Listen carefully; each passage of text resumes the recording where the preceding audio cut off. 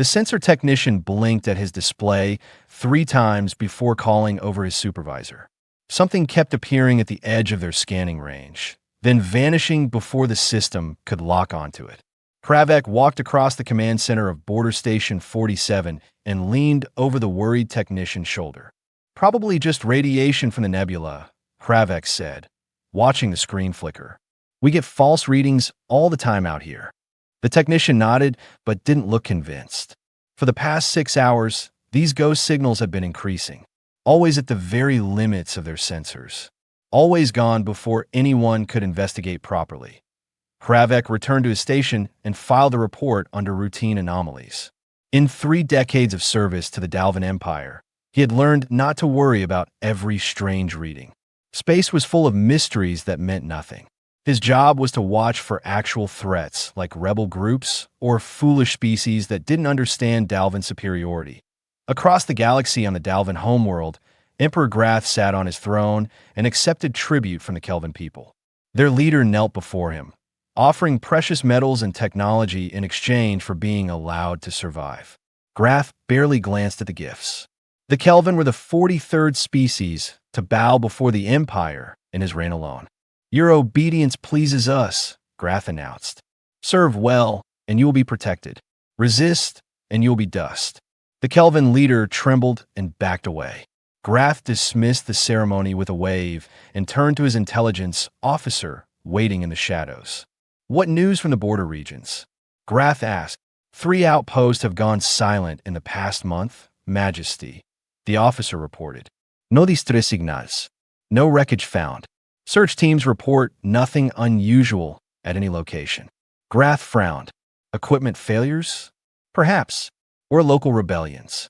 The investigation continues." The Emperor nodded and returned his attention to more important matters. 3 missing outposts meant nothing in an empire of 800 star systems. Probably just incompetent station commanders forgetting to file proper reports. But over the next 2 weeks, the disappearances continued. Small patrol ships stopped responding to check-ins. Remote monitoring stations went dark. A supply convoy vanished between 2 heavily traveled systems. Each time, investigation teams found absolutely nothing. No debris fields. No emergency beacons. No survivors. Just empty space where Dalvan forces should have been. Admiral Torvin reviewed the reports with growing frustration. 12 missing assets in 1 month was beyond coincidence. Something was happening in the outer territories, but every investigation turned up nothing useful. His sensors worked perfectly. His ships functioned normally. Yet something was making Dalvan vessels disappear without a trace. "Send out Battle Group 7, Torvin ordered. "Full combat readiness. I want answers, not more mysteries." Battle Group 7 consisted of 40 warships, including 2 heavy cruisers. More than enough firepower to handle any threat. They jumped to the last known coordinates of a missing patrol and began scanning the area. Fleet Commander Dravik stood on the command deck of his flagship and watched the displays show nothing but empty space. No energy signatures. No debris. No radiation traces. Whatever had been here was long gone. "Expand search pattern," Dravik ordered. "Something has to be out there." For 6 hours they searched. The crews were starting to relax when the sensor officer suddenly sat up straight. "Commander, I'm detecting spatial distortions at multiple points around our formation." "Distortions? What kind?" "Unknown, sir. The readings don't match anything in our database." Before Dravik could respond, space itself seemed to ripple and bend. The stars shifted and twisted. Then ships began appearing where nothing had been moments before. They came in complete silence. No engine signatures. No energy buildup. No warning at all. One moment the void was empty. The next moment it was filled with vessels unlike anything the Dalvan had ever encountered. The human ships looked old and battle-scarred. Their hulls showed repairs and modifications made over long years of hard use. They moved with perfect coordination, forming a sphere around the Dalvan battle group before anyone could react. "Unknown vessels, identify yourselves." Dravik transmitted on all frequencies. "You are in Dalvan-controlled space. State your intentions immediately." Silence answered him. The strange ships held their positions, but made no response. "This is your final warning," Dravik continued. "Identify or be fired upon." Still nothing. Dravik felt his patience snap. No one ignored the Dalvan Empire. He gave the order to fire warning shots across the lead vessel's bow. The energy bolt streaked toward the nearest human ship and simply stopped. Some kind of barrier caught them and dissipated their power harmlessly. The Dalvan weapons had no effect at all. Then the human ships opened fire. Their weapons cut through Dalvan shields like they weren't even there. Energy beams of types the Dalvan had never seen carved through armor plating. Missile systems bypassed point defense entirely. Ship after ship exploded or went dark as their power systems were surgically disabled. Dravik's flagship shuddered as something hit their main reactor. Alarm screamed across the bridge.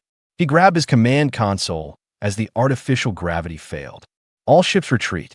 Jump to safety coordinates. But the human vessels were already in position to prevent escape. They disabled jump drives with frightening precision. Dravik watched in horror as his entire battle group was systematically destroyed or crippled in less than 8 minutes. 40 warships reduced to floating wreckage or powerless hulks. Only one vessel was left functional. A single escape pod from a destroyed cruiser. Dravik realized with cold certainty that it had been deliberately spared. The humans wanted someone to carry a message. His communications system crackled to life. A transmission in perfect Dalvan language, spoken with cold precision. "Your empire ends now. Surrender or be erased." Then the human ships vanished as suddenly as they had appeared. Space twisted and they were gone, leaving only wreckage and one terrified escape pod drifting among the ruins. Inside that pod, 3 Dalvan survivors huddled together and tried to process what they had witnessed. An enemy that appeared from nowhere. Technology that made their best weapons useless. Coordination that suggested intelligence gathering beyond anything they thought possible. The pod's automated systems began broadcasting distress signals. Rescue would come eventually, and when it did, the survivors would deliver the message that would shake the Dalvan Empire to its foundations. Something was out there. Something that had been watching them, learning their weaknesses, preparing for this moment, and the Dalvan had never seen it coming. News of Battle Group 7's destruction spread through Dalvan High Command like poison. Emperor Grath summoned every admiral and general to the war room deep beneath his palace.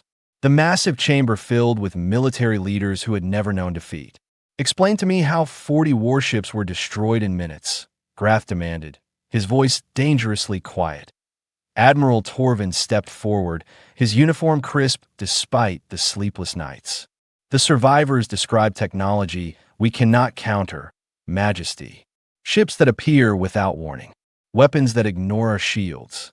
Coordination that suggests they have been studying us for years." "Then we study them back," Grath said. "Send reconnaissance drones.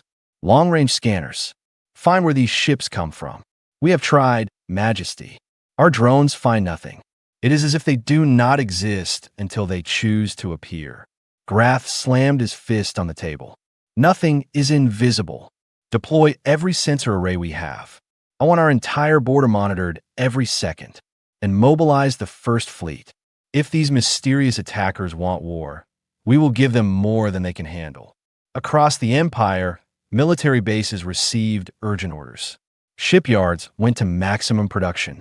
Reserves were called up from every conquered world. The Dalvan war machine, which had crushed dozens of civilizations, prepared for the largest mobilization in its history. But among the conquered peoples, something else was happening. Whispers spread through slave colonies and occupied worlds. Someone was fighting back against the Dalvan.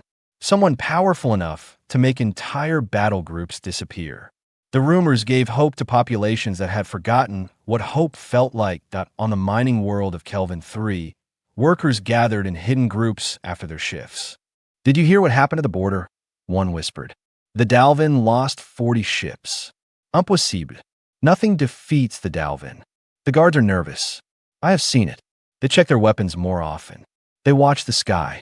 An older worker, scarred from decades of forced labor, spoke quietly. Perhaps the universe has decided the Dalvin have taken enough. Perhaps someone is finally making them pay. Similar conversations happened on hundreds of worlds. The subject peoples did not know who was attacking their oppressors, but they prayed for their success. Anything was better than endless Dalvin rule. Meanwhile, Emperor Grath assembled the largest war fleet ever created. Over 3,000 warships gathered at the Narrows, a strategic choke point between the core systems and the border territories. Any force trying to advance would have to pass through this region. Grath would be waiting. Let them come, he told his assembled commanders. We will show them what happens when anyone challenges the Dalvin Empire.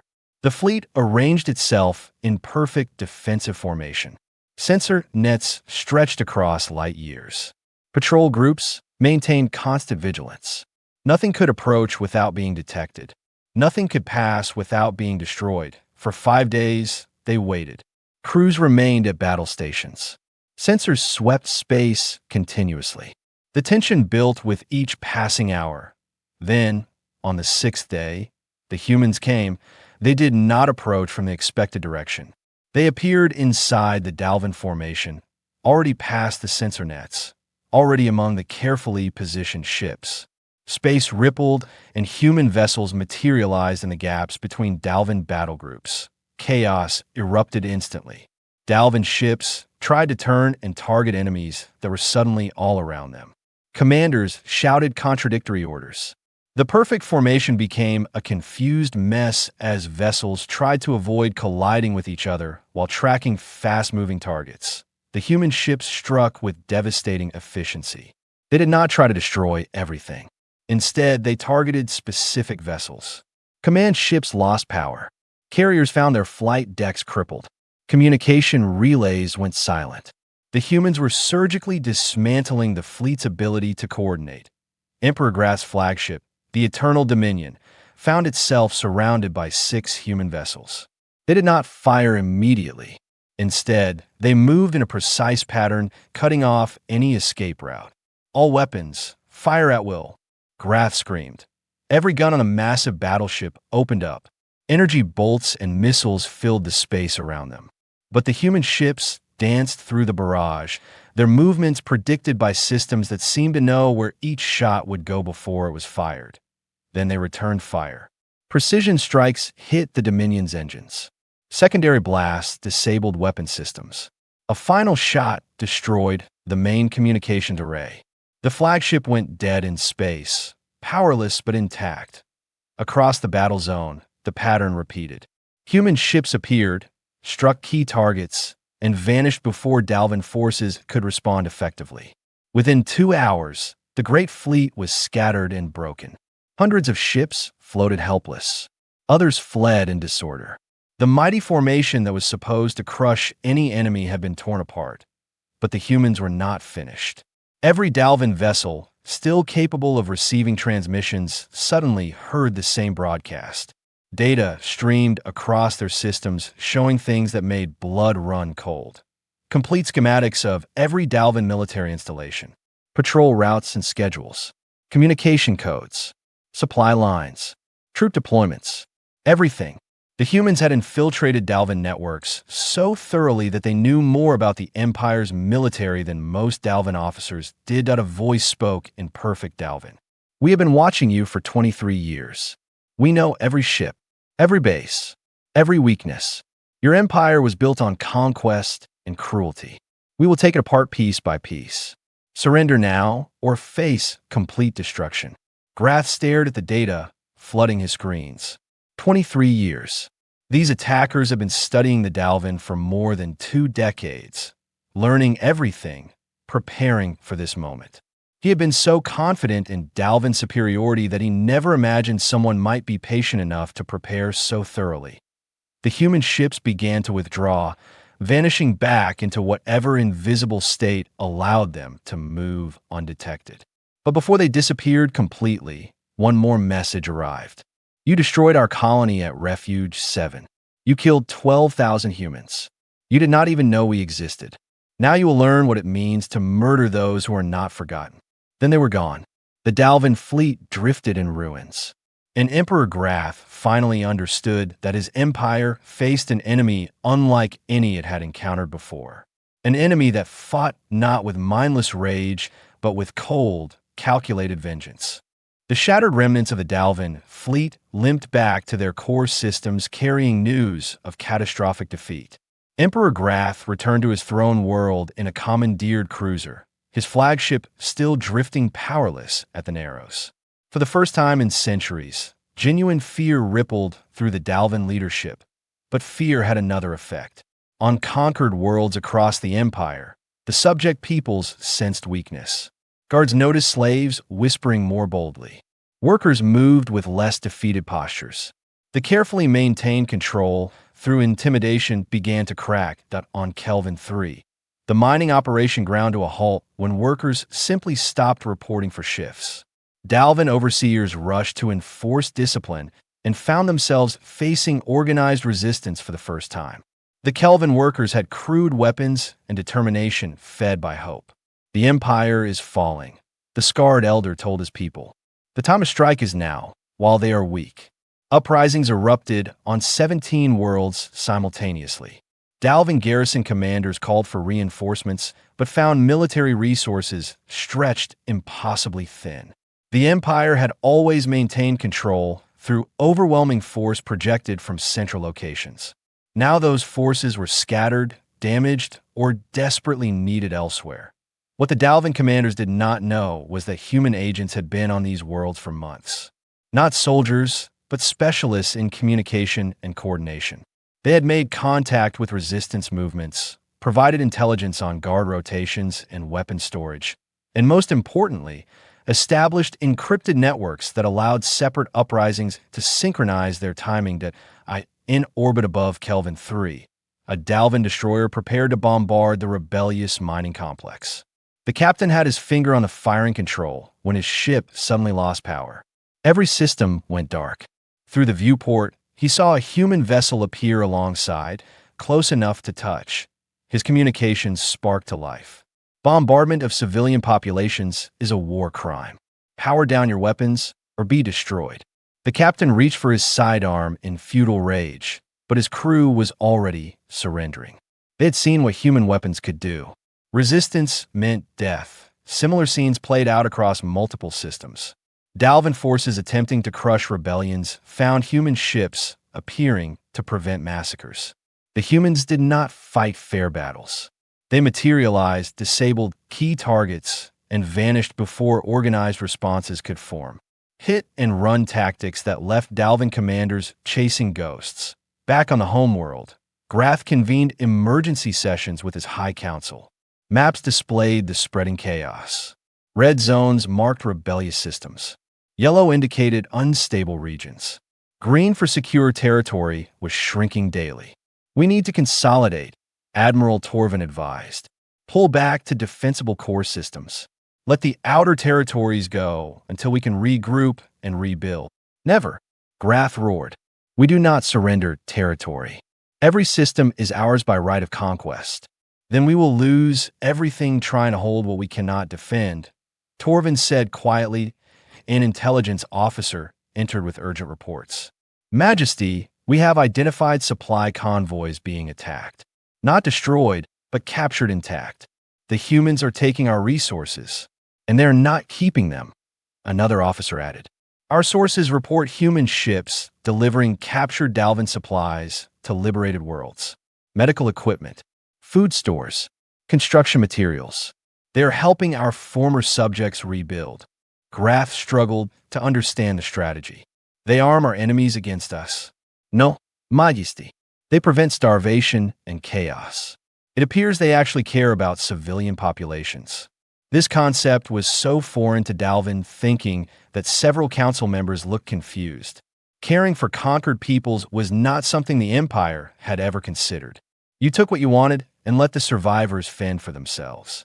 That was the natural order, but the humans operated under different principles. While Dalvin forces scrambled to respond to military threats, human ships were establishing supply lines to support civilian populations on newly freed worlds. They dropped medical teams on plague-ridden colonies that Dalvin had abandoned. They repaired infrastructure on worlds the Empire had strip-mined and left devastated. Word spread fast. The mysterious attackers were not conquerors. They were liberators. They showed restraint even in victory, protecting non-combatants and helping the helpless. This was so unlike Dalvin behavior that many species initially suspected tricks or traps. On Refuge Station, a neutral trading post, different species gathered to share information. A Kelvin merchant spoke with a Tariff trader, both cautiously optimistic. My cousin sends word from Kelvin 3. The humans destroyed Dalvin military targets, but harmed no civilians. They even helped rebuild the damaged housing. I have heard similar stories, the Tariff replied. On Tariff Prime, human medical teams are treating injuries from the uprising. They ask for nothing in return. An old Varric, whose species have been enslaved for 2 generations, listened carefully. Can this be real? An empire that fights for others rather than for itself? They claim the Dalvin killed their people, the Kelvin merchant said. This is their justice. But they seek justice only against those responsible, not against innocents. The concept spread through underground networks. The humans were different. They could be trusted. And slowly, carefully, representatives from freed worlds began sending signals into space, trying to make contact with the mysterious liberators. Meanwhile, Dalvin military strength continued to crumble. Not through massive battles, but through death by 1,000 cuts. A supply depot destroyed here. A communication relay disabled there. A patrol ambushed in deep space. The humans never committed to large engagements where Dalvin numbers might matter. They struck from nowhere, achieved their objective, and disappeared. Emperor Grath finally understood the true horror of his situation. He faced an enemy with superior technology, better intelligence, endless patience, and most dangerous of all, moral authority. The conquered peoples saw the humans as saviors. His own forces were demoralized and scattered. And somewhere out there, invisible and unstoppable, the human fleet continued its systematic dismantling of everything the Dalvin Empire had built. For the first time in his life, Grath considered the possibility of defeat. Not just a setback or temporary loss, but complete, final destruction of everything the Dalvin had achieved through centuries of conquest. And deep in his heart, he knew he deserved it.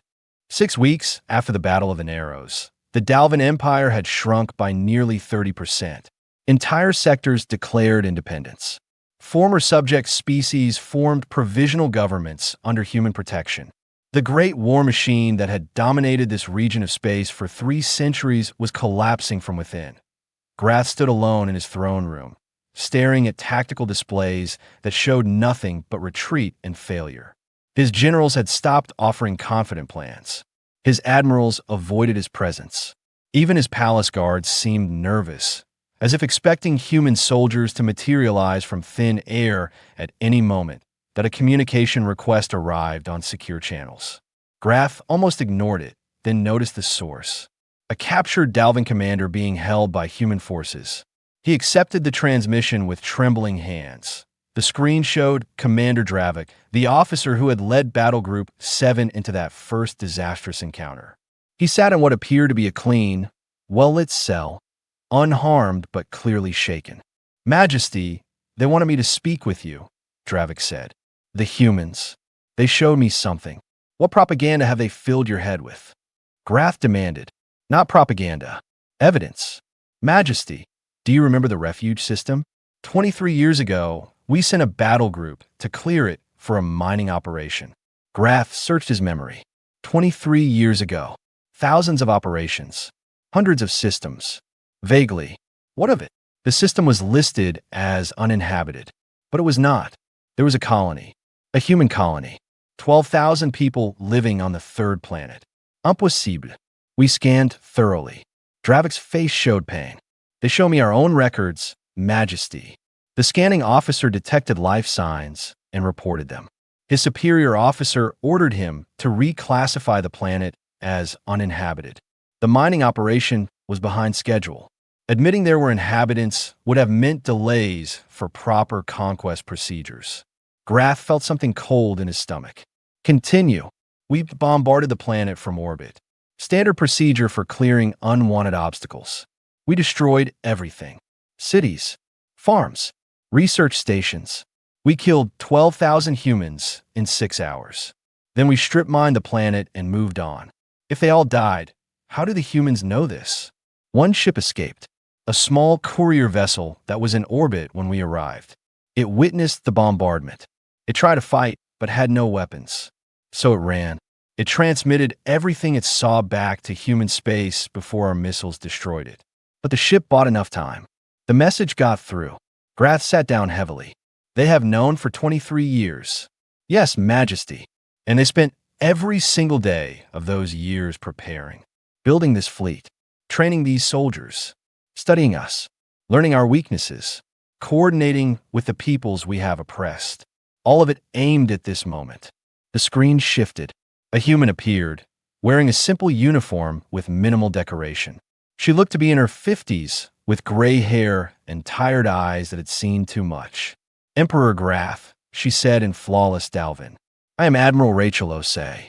I commanded the Defense Fleet for Refuge 7. I was on leave when your forces arrived. I returned to find my home burning. My wife was a teacher on that colony. My daughter was 6 years old. Grath said nothing. What could be said? I spent 23 years preparing for this conversation. Rachel continued. I learned your language. I studied your military. I built this fleet from nothing, convincing my government that justice was worth the cost. Do you know what the hardest part was? Killing us. Grath asked bitterly. No, restraining myself from killing civilians. You see, Emperor, we could have done to your worlds what you did to ours. We have the weapons. We have the capability. We could have burned your cities and called it justice. Why did you not? Because then we would be you. And my wife taught ethics. My daughter wanted to be a doctor. They believed in protecting life, not destroying it.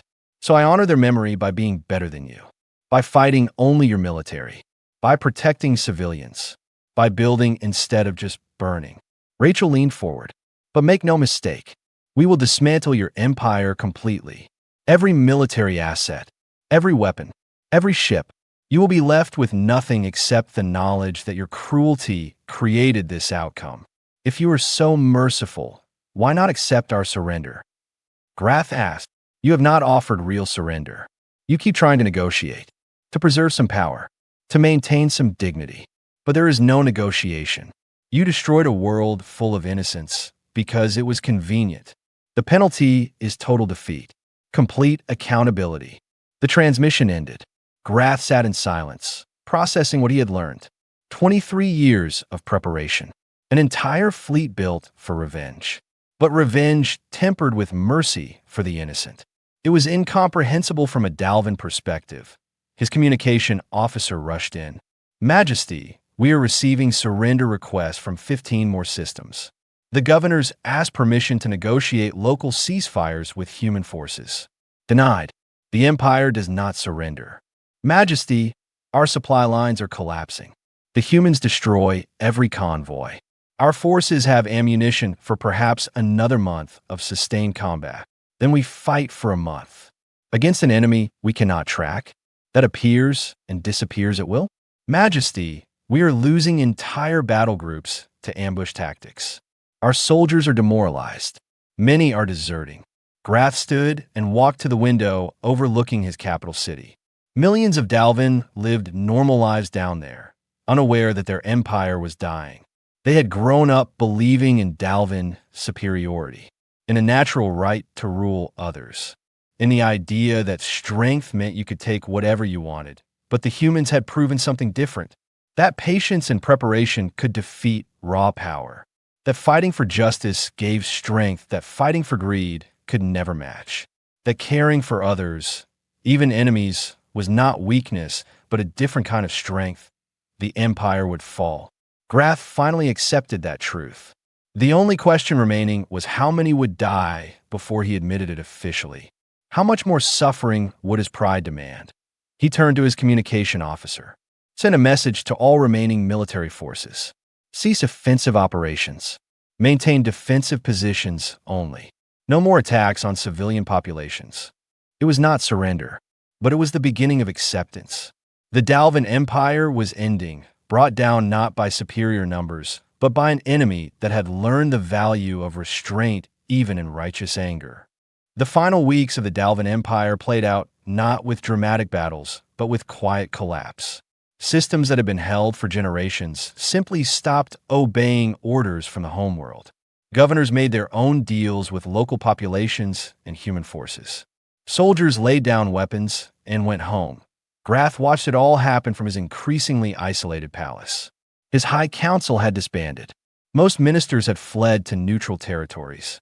The few remaining loyal officers kept defensive positions around the capital city, but even they knew the end was coming. Then the humans made their final demand. A transmission broadcast across every channel, impossible to block or ignore. Admiral Rachel Osei's face appeared on screens across the Dalvan homeworld. People of the Dalvan Empire, your military has been defeated. Your conquered territories are free. But this is not finished. Those responsible for war crimes must face justice. Emperor Grath and his high command are hereby summoned to surrender themselves for trial. They have 48 hours to comply. If they do not, we will come and take them. Grath's remaining guards looked at each other nervously. Some slipped away during the night. Others stayed out of duty or fear, unsure which was worse. The Emperor spent those 48 hours writing, not defenses or justifications, but honest reckonings. He documented decisions he had made, orders he had given, worlds he had conquered without thought for the inhabitants. It was not repentance exactly, but acknowledgement. The universe demanded accounting, and he would at least provide truth. When the deadline passed, the humans came. They did not bombard the palace or destroy the city. Instead, small teams materialized inside the palace itself, bypassing every security measure. Soldiers in powered armor moved through corridors with practiced efficiency, stunning guards who resisted and simply walking past those who surrendered. Grath sat on his throne when they entered his chamber. 6 human soldiers, their weapons ready but not aimed at him, and walking between them, Admiral Rachel Osei in person. Emperor Grath, she said, you are under arrest for crimes against sentient life. You will face trial before a tribunal of the species you have harmed. Grath stood slowly. I could order my guards to fight. Many would die, yes, and then we would still arrest you. Please do not make this bloodier than necessary. He nodded and removed the symbols of his office. The crown, the ceremonial blade, the imperial seal. He placed them on the throne and walked down the steps to meet his captors. I have written confessions, he said, full documentation of my orders and decisions. It may help your tribunal. Rachel looked surprised. Why? Because you were right. I built this empire on cruelty. I convinced myself that strength meant the right to dominate. But you proved that real strength is restraint. Justice tempered with mercy. I cannot undo what I have done, but I can at least provide truth. They led him through his own palace. Dalvan servants and guards watched their emperor being escorted away by alien soldiers. Some looked relieved, others angry. Most just seemed tired. Outside, human transport ships waited. Other high-ranking Dalvan officials were already being loaded aboard. Generals, admirals, ministers, all those who had commanded the machinery of conquest. They would face accounting together. The journey to the tribunal took 3 weeks. The humans held their prisoners in comfortable but secure facilities. Grath was given books, writing materials, and surprisingly good food. His guards were professional and even polite. Why treat us well? He asked one guard. We destroyed your people. The young soldier considered this. Because how we treat prisoners says more about us than about you. We want justice, not revenge. There is a difference. The tribunal convened on Refuge Station, now expanded and rebuilt. Representatives from 42 species gathered to witness justice. The humans insisted on fair proceedings with proper legal representation and rules of evidence. Grath stood before the assembled beings and listened to charges read in multiple languages. Genocide, enslavement, destruction of civilian infrastructure, war crimes beyond counting. The list went on for hours. When given chance to speak, he did not deny anything. I'm guilty of all charges. I offer no defense. I knew what I was doing. I believed might made right. I was wrong. The only thing I ask is that the Dalvin people not be judged by my actions. Many are innocent. They followed orders but did not create policy. Over the following weeks, the tribunal heard testimony from survivors. A Kelvin parent who lost children to forced labor. A Terav elder who witnessed her entire village burned. A Varric engineer forced to build weapons against his own people. Story after story of suffering caused by Dalvin conquest. Rachel Osei also testified. She spoke calmly about finding her home destroyed, about identifying bodies of people she loved, about the long years of building a fleet, not for conquest, but for justice. I wanted to hate all Dalvin, she admitted. It would have been easier, but hate makes you sloppy. It makes you cruel. So instead I focused on justice, on holding accountable those responsible while protecting those who were simply born into this system. The tribunal deliberated for 2 weeks. In the end, they found Grath and 17 high officials guilty of crimes against sentient life. The sentences varied. Some received life imprisonment. Others were assigned to rebuilding efforts on worlds they had destroyed. Grath received a unique sentence. He would spend the rest of his life on Refuge 7, helping to rebuild what he had destroyed. The planet was being terraformed again, slowly made livable. He would plant trees, clear rubble, build homes for colonists returning to honor the dead. You will see every day what you took from us, Rachel told him. You will spend your life giving back a fraction of what you destroyed.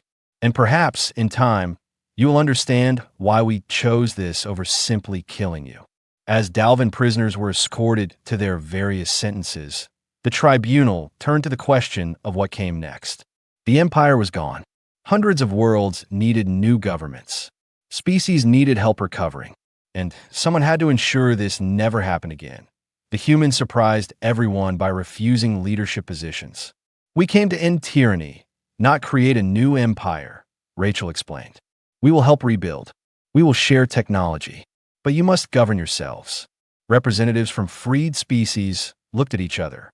Then, slowly, they began planning a new galactic council. One based on cooperation rather than conquest, on mutual aid rather than domination. The Dalvin Empire had fallen, and from its ashes, something better had chanced to grow. 5 years after the fall of the Dalvin Empire, the galaxy had transformed. What was once territory marked by fear and oppression had become a network of independent worlds cooperating through the new Galactic Council. The transition had not been easy, but it had been real that on Refuge 7, former Emperor Grath knelt in rich soil and planted another tree. His hands, once accustomed to signing death warrants, now worked the earth daily. The planet was coming back to life, slowly. Grass covered what had been blast craters. Young forests grew where cities had burned. Other Dalvin prisoners worked nearby. Some had accepted their fate with grace. Others still carried bitterness. But all understood that this was more merciful than what they had shown their victims. That the human supervisor approached, a woman named Patricia who had lost her brother in the bombardment. She checked Grath's work and nodded approval. The northern section needs attention, she said. Water reclamation project. We need people willing to dig irrigation channels. I will go, Grath replied. She studied him for a moment. You have changed since arriving. Less arrogant, more humble. Dirt has a way of teaching humility, as does seeing what you destroyed every single day. He gestured at the landscape. I remember ordering this planet cleared. It was a single line in a report. Estimated time to complete, 6 hours. I never thought about the 12,000 lives ended in those hours. And now I think about them constantly. I know some names. The memorial lists them all. Every morning, I read a few more. It will take me years to read them all, but I will. I owe them that much. Patricia nodded and moved on.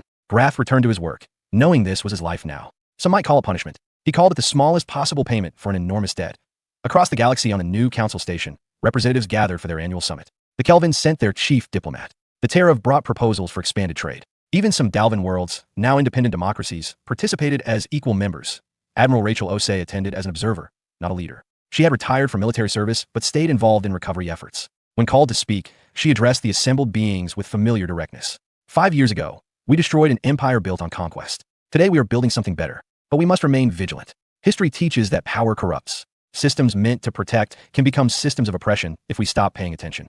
A young Kelvin representative raised a question. How do we prevent another empire like the Dalvin? What stops the strong from dominating the weak? Rachel smiled. We remember. We teach our children what happened. We maintain the ability to defend ourselves while committing to never attacking others.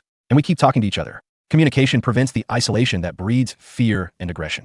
Another delegate asked, will humans lead this council? You have a strongest military. No, We will participate as equals. Having the strongest military does not mean having the right to rule. The Dalvin believed that. We know better. Discussions continued through the day. Proposals for mutual defense pacts, technology sharing agreements, educational exchange programs. The hard work of building cooperative civilization rather than imposed order on Dalvin Prime, the former imperial capital, life had adjusted to dramatic change. The palace had been converted to a museum documenting the empire's crimes. Citizens could walk through rooms where conquest had been planned and see evidence of what their empire had done. A school group visited on a field trip. Their teacher, a young Dalvin woman who had grown up during the empire's fall, guided them through exhibits. This is important to understand, she told the children. Our grandparents believed they had the right to conquer others. They thought being strong meant you could take what you wanted. But strength without justice is just violence. Power without restraint is tyranny. One student asked, why did the humans not destroy us completely? We hurt them badly. Because they understood something our empire never learned. That how you treat your enemies reveals who you really are. They could have burned our worlds. Instead, they gave us a chance to be better.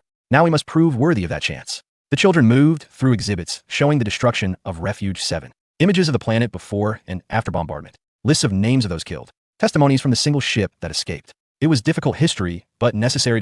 In human space, the stealth fleet that had brought down an empire was being decommissioned. The warships that had appeared from nowhere to strike with precision were no longer needed.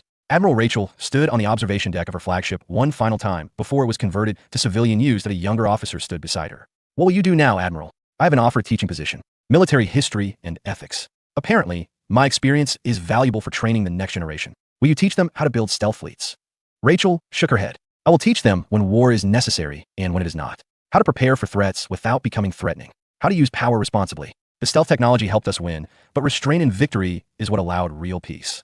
She looked out at the stars. Somewhere out there might be other threats. Other empires built on cruelty. But we have shown that patience and preparation can defeat tyranny. That justice is stronger than mere conquest. And that protecting the innocent is worth any cost.